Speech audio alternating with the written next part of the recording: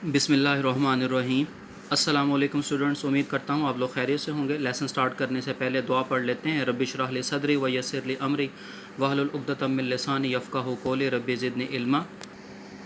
आज का हमारा टॉपिक जो है वो ब्लड वेसल से है। ब्लड वेसल्स मीन खून की नालियाँ। तो अब हम इनको देखते हैं कि ब्लड वेसल जो हैं वो क्या चीज़ होती हैं हमारे पास।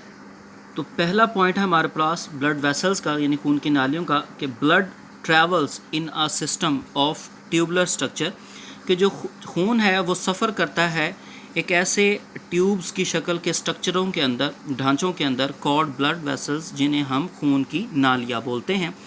सेकंड पॉइंट है ब्लड वेसल्स का, there are 3 major type of blood vessels. 3 जो है वो बड़ी हमारे पास टाइप्स होती हैं ब्लड वेसल्स की, खून की नालियों की, बेस्ड ऑन देयर फंक्शन, जो कि अपने कामों की बुनियाद पर उनको अलग अलग किया जाता है। तो ये आपके पास एक स्ट्रक्चर आ गया ब्लड वेसल का। इसमें आपके पास एओर्टा है, ये छोटी जो नालियां हैं इनको कैपिलरीज बोलते हैं। ये आपके वाली ब्लू वाली साइड है, इसको वेन बोलते हैं। और हमारे पास ये है वेन्यूल है। उसके बाद है ये आपके पास रेड वाली साइड है, ये आर्ट्रियोल है हमारे पास। तो हमने पढ़ा ब्लड वेसल में 3 टाइप्स की वेसल्स होती हैं। तो सबसे पहली टाइप है आर्टरीज यानी शराने।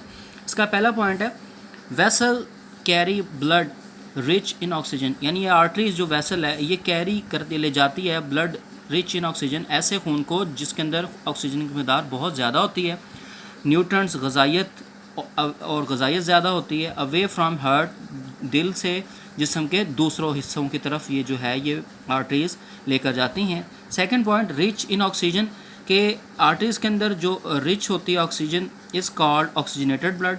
वो खून जो आर्टरीज के अंदर ऑक्सीजन से भरा हुआ होता है उसे ऑक्सीजनेटेड ब्लड बोलते हैं। थर्ड पॉइंट है स्ट्रॉन्ग, और ये जो आर्टरीज होती हैं ये स्ट्रॉन्ग एंड फ्लेक्सिबल होती हैं, यानी बहुत मजबूत और लचकदार होती हैं, विद थिकर वॉल्स, और इसकी जो दीवारें होती हैं ये काफ़ी मोटी होती हैं। चौथा पॉइंट कि blood in arteries flow higher pressure, कि आर्टरीज के अंदर जो ब्लड होता है वो काफ़ी तेज़ प्रेशर से बहता है देन इन वेन्स, वेन की निस्बत इनके अंदर जो है वो ब्लड काफ़ी प्रेशर से बहता है। अब सेकंड वेसल जो है हमारे पास वो वेन्स हैं यानी रगें हैं। पहला पॉइंट है carry blood poor in oxygen and nutrients. तो ये वेन्स जो होती हैं ये वो खून लेकर जाती हैं जिसके अंदर ऑक्सीजन की मकदार बहुत कम होती है और ग़िज़ाइयत बहुत कम होती है, और ये टूवर्ड्स द हार्ट लेकर जाती हैं।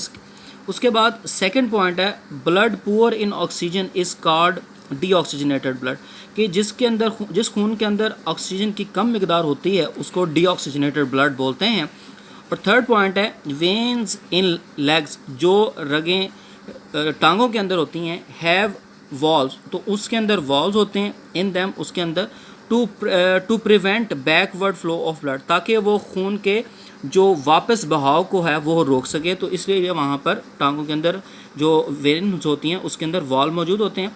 चौथा पॉइंट है इसके अंदर pressure which blood flows in veins, वो प्रेशर जिसके ज़रिए से ब्लड फ्लो करता है वेन के अंदर, इज़ क्वाइट लो, तो वो बहुत कम होता है, यानी प्रेशर जो होता है ब्लड का वेन्स के अंदर जो है वो बहुत कम होता है हमारे पास।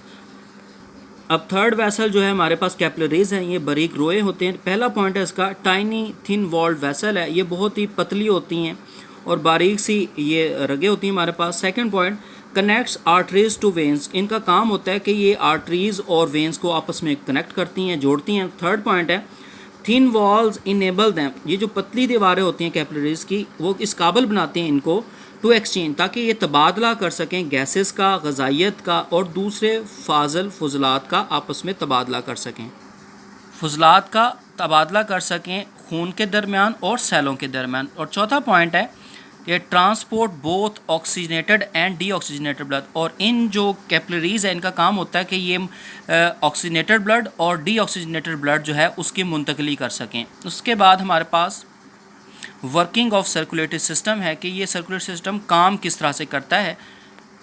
तो सर्कुलेटरी सिस्टम जो है इस सर्कुलेशन के लिए heart has 4 main blood routes, तो जो दिल है इसके 4 बुनियादी जो है वो रास्ते होते हैं into and out of the heart, दिल के अंदर और दिल से बाहर की तरफ, विच आर जो के हैं, पहला है वेना कावा। वेना कावा जो है ए वेन है, एक रग है, carrying deoxygenated blood from different parts of the body. कि ये वेना कावा जो है एक रग होती है जो जिसके अंदर ऐसा ब्लड जिसके अंदर ऑक्सीजन कम होती है उसको ब्लड के दूसरे हिस्सों से different parts of the body to the heart के जिस्म के मुख्तलिफ हिस्सों से ऐसा ब्लड जिसके अंदर ऑक्सीजन की मिकदार कम होती है वो दिल की तरफ ले जाती है।